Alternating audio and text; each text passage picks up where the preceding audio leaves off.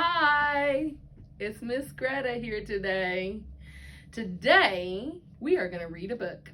I have an interesting story to share with you called The Wartville Wizard.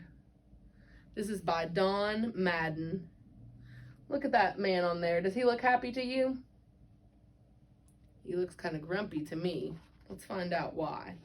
The Wartville Wizard by Don Madden.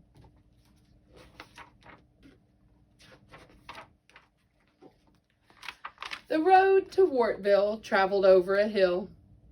In a neat and tidy house on the top of the hill lived a neat and tidy old man.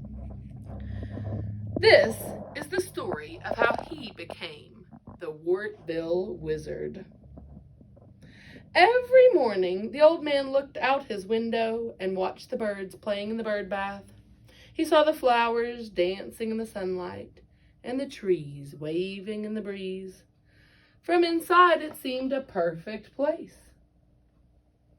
But when he went outside, he saw that it was not. Under the beautiful flowers, he found soda bottles thrown from cars during the night. By the mailbox, he saw juice cans, plastic cups, and straws. Along the road, he spotted more litter. Empty cigarette packs, newspapers, candy wrappers, all kinds of trash. Once, he found a worn-out baby buggy full of pacifiers.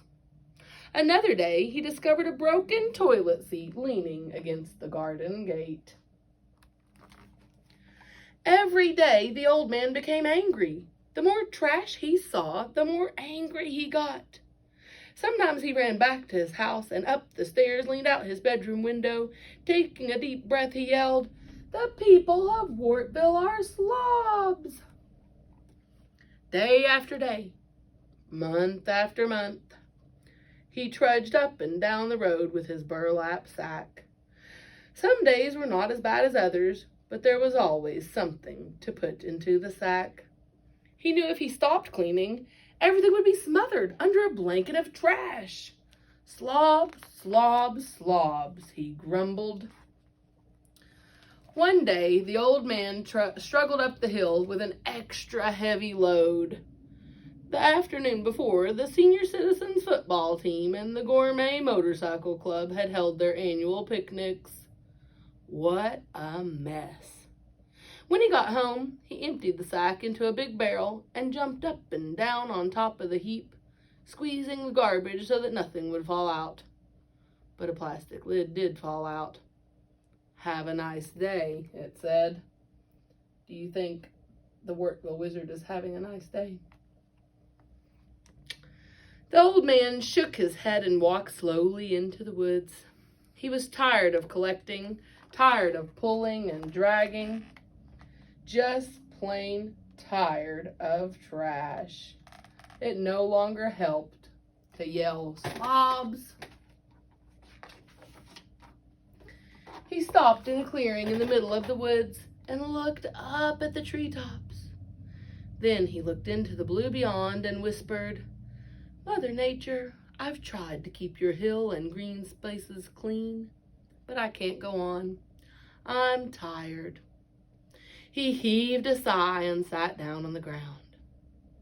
Suddenly, soft music played all around the old man, and then all was still. Even the birds stopped singing, and the bushes and trees stopped rustling their leaves. The old man let the quiet wrap around him like a cozy blanket. It was brief, but when it passed, he knew he had been given the power over trash. He felt calm as he walked back to the road. A long, shiny automobile drove by. Out the back window, a small hand tossed a candy wrapper into the air. It was a Cruncho Snuggles wrapper, and it fluttered to the side of the road and settled on a clump of dandelions. The old man looked at it and frowned. He pointed his finger and said, "Go back and stick to the person who threw you." The wrapper wiggled. Then it shot up into the air and flew down the road after the automobile. In the back seat, little Barbette Swartley felt something hit the side of her face. She reached up and found the Cruncho Snuggles wrapper on her cheek. She pulled it, but it would not come off. That night at dinner, Barbette wore a bandana around her face. She said she was playing pirate. She didn't want her parents to see the wrapper, since she wasn't supposed to eat candy between meals. The next morning, as usual, there was trash along the road, but the old man didn't use the burlap bag. What do you think he did? He simply pointed at each can, bottle, box, or whatever litter and sent it back to whoever had thrown it, exactly as he has done with the Cruncho Snuggles wrapper. It was certainly easier than dragging it all up the hill, and he felt happy. But there were people in Wartville who were not happy. Harvey Bender had just gotten home from work at the bathtub factory 5 miles out of town. As he stepped through his front doorway, an aluminum can hit him on the back of the neck and stuck there. Why did that can stick to his head? Where'd that can come from? Mr. Fullerton K. Hardboard, chairman of the Wartville Real Estate Society, was startled when a damp, burned-out cigar suddenly attached itself to his elbow. Ooh, yuck. Whose cigar butt is that? And Mrs. Mabel Botts let out a piercing scream when a paper bag full of garbage chased her down the street and stuck to her rear end. Look at poor Mrs. Botts. My goodness. The only doctor in Wartville was Melvin Splint. That night, there were a lot of people in his waiting room wearing strange outfits. They were trying to hide the things that were attached to them.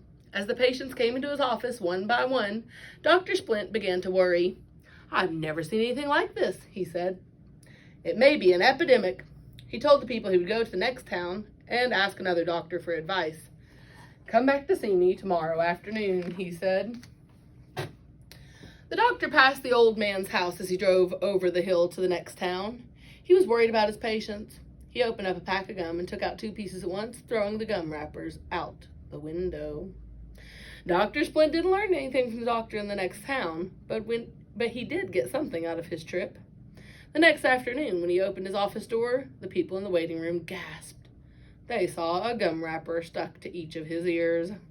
"Oh, my goodness," said Fullerton K. Hardboard. The people went home. They were very depressed. As the days went by, more and more townspeople began to wear strange outfits. One lady went to the market in a tent. When she was leaving, she met a friend wearing a quilted plastic garment bag. They got stuck trying to get out the door together. A sofa slipcover walked into the library and returned an overdue book. The librarian fainted. And down at the bus station, a very upset sleeping bag and a large beach umbrella were seen trying to leave town. Poor little Barbette Swartley was sick and tired of wearing the bandana to hide the Cruncho Snuggles wrapper. She decided to go for a long walk. "When I get out of town, I'll be able to take this thing off for a while," she mumbled to herself. Walking slowly along the road that traveled over the hill, she undid the knot and removed the bandana. The Cruncho Snuggles wrapper crackled in the breeze, but the air felt good on her head. Halfway to the other side of the hill, Barbette saw the old man looking for trash. She didn't want to be caught without her disguise, so she hid behind a bush and peeked out. The old man had found a pile of empty soda cans, some popsicle sticks, and a milk carton. He pointed his finger at each piece of trash and said something. Instantly, the soda cans and popsicle sticks and the milk carton jumped into the air and flew down the road to Wartville. Barbette's eyes almost jumped out of her head. She waited until the old man had gone into his house. Then she ran down to the road as fast as her legs would carry her. "He's a wizard," she sputtered. "A wizard with the power over trash. That's why things are sticking to everybody. He's a wizard." When the townspeople heard Barbette's story, they decided to call a meeting. By this time, almost every family in Wartville had been stricken, and some people were in really bad shape, especially Jimmy Van Slammer, who couldn't fit through the door. Dr. Splint called the meeting to order. He asked the group to keep calm. While he spoke, the gum wrappers on his ears wiggled up and down. The meeting lasted into the night. The people wanted to show one another the nasty trash they had been trying to hide. They were all relieved to know that others had the same problem. The meeting was tiring for Mrs. Botts, the lady with the bag of garbage on her rear end, because she couldn't sit down. Finally, Fullerton K. Hardboard stood up. "I move we adjourn the meeting and get some sleep," he said. "Tomorrow we'll go out to this wizard's place and demand that he remove these awful stick-ons." Everybody agreed. When the old man looked out of his window the next morning, he saw cars and trucks pulling up and parking all around his house. Even the sheriff's car was there. The old man stepped outside. He was glad to see the sheriff wasn't wearing any garbage. Why isn't there any garbage on the sheriff? Why doesn't he have anything stuck to him? "These folks claim you're a wizard, mister," said the sheriff. "They say you made all this stuff stick to them. Let's hear what you have to say about it. We're all ears." Angry shouts and grumbling noises came from the crowd. Fullerton K. Hardboard boomed, "We demand action, Sheriff." Poor Mrs. Botts yelled, "Boo!" She was a nervous wreck from standing up for so long. The old man looked at the crowd with a serious, steady look, taking them in one at a time. Finally, he said, "Hello, slobs." "Arrest him, Sheriff," shouted Harvey Bender. The old man gave them another steady look. "You're angry because your trash has come home to you," he said. "You've been throwing trash along the road for a long time, and I've been cleaning it up. I'm tired of cleaning up after you. Every piece of trash stuck to you is something you yourselves threw away." The grumbling and shouting changed to a murmur and then stopped. A hush came over the people. Fullerton K. Hardboard studied the cigar butts that were stuck to him. Other people looked closely at their own stick-ons. They all began to feel embarrassed. Suddenly, a muffled whine came from Jimmy Van Slammer, who was getting desperate. "Suppose we promise not to do it again." Everyone looked at Jimmy. All they could see was a large pile of soda cans, popsicle sticks, hamburger cartons, and candy wrappers with two skinny legs sticking out underneath. Then they looked at the old man. They weren't angry anymore. They were ashamed. The old man smiled. He wasn't angry anymore either. He knew that they had learned a lesson. "If all of you promise not to litter again and mean it," he said, "the trash will stop sticking to you when you get home. Then you could put it in your own trash baskets where it belongs." The people rushed to their cars and trucks. "Maybe he's not such a bad wizard after all," someone shouted. Little Barbette Swartley was so happy that on the way home, she almost threw the bandana out the car window. But she stopped herself just in time. Mrs. Botts felt better too. Unfortunately, though, she had to ride the way back the way she had come, standing up in the back of a pickup truck, with her garbage bag rattling in the wind. Dr. Splint was glad the epidemic was ending. He opened a new pack of gum and carefully put the wrapper in his car's litter bag. When all the people had gone, the old man walked along the road. The Johnny Jump-Ups were lifting their heads proudly. The wild geraniums were beaming, and everything was neat and tidy. He was happy because he knew it would stay that way. But he would miss yelling "slobs" a little, because that was kind of fun. The end. Okay, I hope you enjoyed the Wartville Wizard. There were some things in there that were fictional, right? Which means they were made up. Like the wizard having the power to make trash stick to people. But there were some things in there that were not fiction that are really true, such as people litter every day.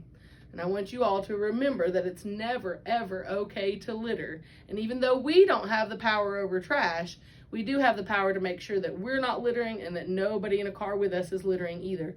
By offering to bring a car litter bag with us when we go and taking any trash that people have along the ride and putting it in the trash can where it belongs when we get where we're going. Okay? Thank you all for listening to my story. I hope you have a good rest of your day. Bye-bye.